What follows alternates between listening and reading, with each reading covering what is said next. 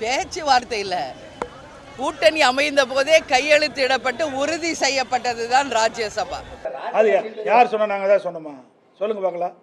நாங்கள் தான் சொன்னோமா? யாரும் சொல்கிற கேள்வி எங்களை கேட்காதீங்க சார். நாங்கள் ஏதாவது வெளிப்பட்டணுமா? தேர்தல் அறிக்கை வந்ததில்ல, நாடாளுமன்ற தேர்தல் இருந்ததில்ல. தேர்தலில் என்ன வெளியிட்டோம்? படித்து பாருங்க. அப்படி தான் நடந்துக்கும். அது வீதானே சொல்கிறாங்க. நமக்கு எப்படி தெரியும்? அரசாங்கம் நடத்துறதுக்கு தான் தெரியும். அரசாங்கம் நடத்துறதுக்கு தான் தெரியும். ரெண்டாவது, நமக்கு கிடைக்க வேண்டிய நிதி கிடைக்கலைன்னா அதுக்கு அழுத்தம் கொடுக்குற இடம் பாராளுமன்றம். எப்போ பார்த்தாலும் 39 இடத்துல ஜெயிச்சிட்டு 39 ஜெயிச்சு என்ன பிரயோஜனம்?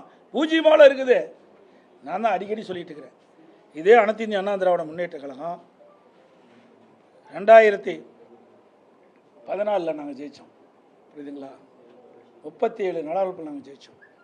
காவிரி நதிநீர் பிரச்சனை வந்தது. உச்சநீதிமன்றம் அளித்த தீர்ப்பை நடைமுறைப்படுத்த அன்றைய மத்திய அரசு நடைமுறைப்படுத்த காலதாமம் செஞ்சது.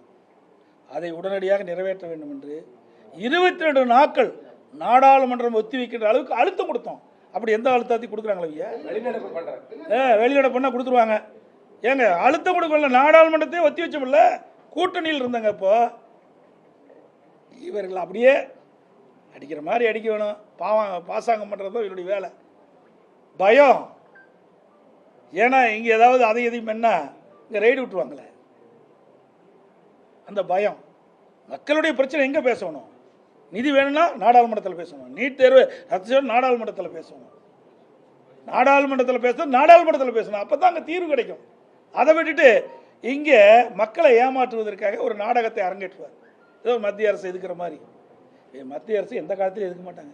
அவ்வளோ ஊழல் பண்ணி வச்சிருக்கிறாங்க.